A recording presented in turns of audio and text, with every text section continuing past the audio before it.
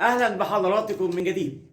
انتهت منذ لحظات مباراة النادي الأهلي ونادي الاتحاد السكندري زعيم الصقر بفوز كبير ومستحق للشياطين الحمر النادي الأهلي بثلاث أهداف مقابل لا شيء. وأضاع لاعبي النادي الاتحاد برعونة شديدة هدفين من ضربتين جزاء. تصدى لأحدهم محمد الشناوي قائد النادي الأهلي الأخطبوط كما يلقب من جماهير النادي الأهلي، وتصدى للضربة الأولى من محمود علاء، وأطاح لاعب نادي الاتحاد بضربة الجزاء الثانية خارج المرمى تماما.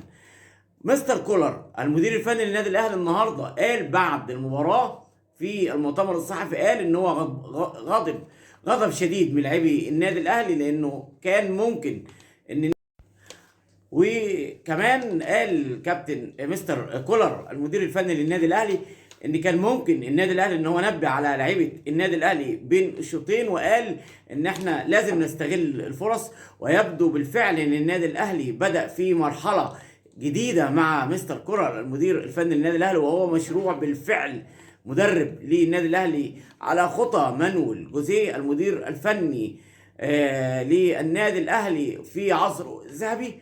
وده اللي هنشوفه خلال المباراة القادمة للنادي الاهلي. والعلامة الكاملة 18 نقطة بالتمام والكمال، ويتربع النادي الاهلي على بطولة الدوري الممتاز لكرة القدم بالعلامة الكاملة من 6 مباريات، 3 في 6 ب 18 نقطة بالتمام والكمال، ويتربع وحيدا وينفرد النادي الأهلي بقمة.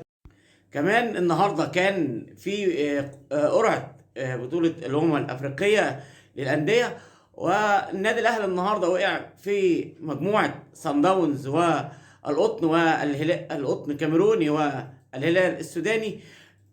ممكن تكون مجموعة بالنسبة للنادي الأهلي للمرة الثالثة أو الرابعة على التوالي مع صن داونز، لكن النادي الأهلي إن شاء الله قادر على تخطي المجموعة، وإنه يصل إن شاء الله للنهايات في البطولة، ويستحوذ على البطولة المفضلة لدى جماهير وعشاق الشياطين الحمر النادي الأهلي. كل التوفيق للاعبي النادي الأهلي، كل التوفيق لمجلس إدارة النادي الأهلي.